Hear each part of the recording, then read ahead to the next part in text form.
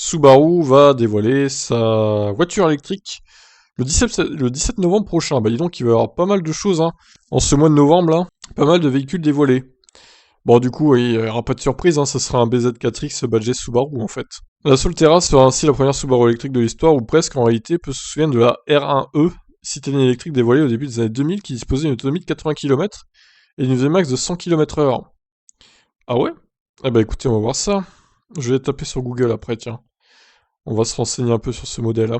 Subaru dévoilera la Solterra le 17 novembre prochain. Le constructeur promet déjà un système à 4 roues motrices symmetrical, bien qu'il n'y ait plus grand chose de symétrique au sens mécanique du terme, puisqu'il n'y a plus de moteur thermique, de différentiel central et d'arbre de transmission, et une garde au sol généreuse, pour une auto qui sera tout sauf une surprise.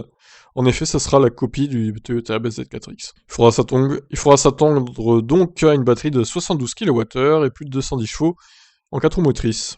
Le pavillon pourrait être également recouvert de panneaux solaires pour gagner jusqu'à 1800 km d'autonomie par an. Si elle dort dehors, évidemment.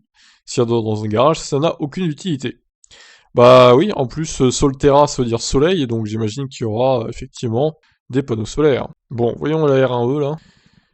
Oh là, c'est pas très beau, hein. On dira, je sais pas quoi ça peut. L'avant, il me fait penser à Alfa Romeo un peu, mais légèrement quoi. Donc ça, c'est un Wikipédia anglais. 80 km d'autonomie, donc 54 chevaux. 3,28 m de long, 1,47 m et demi de large, 1,51 m de haut. Il n'y a pas à dire, c'est une citadine, effectivement. Elle avait déjà des batteries lithium-ion en 2000, putain. Bah dis donc. Capacité de 8 kWh. Ouais, 80 km, 8 kWh. Bon, elle devait pas consommer grand-chose, hein, 10 kWh au 100 du coup. Donc l'idée, c'était que la batterie conserve 80% de sa capacité initiale après 7 ans ou 70 000 km. Ok, bon. Bah pourquoi elle n'a pas été vendue cette voiture, hein, c'est dommage. Dommage, dommage, elle aurait pu marcher du coup.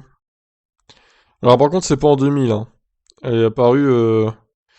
Ah oui, non, elle est apparue bien plus tard en fait. Ils avaient dévoilé le concept déjà en 2003, 2004 ensuite, et apparemment elle aurait été mise en production en 2008. Enfin en production, en série limitée hein, quand même. Donc voilà pour cette R1E de Subaru. Écoutez, je ne savais pas qu'elle existait, donc voilà. Qu'est-ce que vous en pensez de tout ça? Ciao ciao.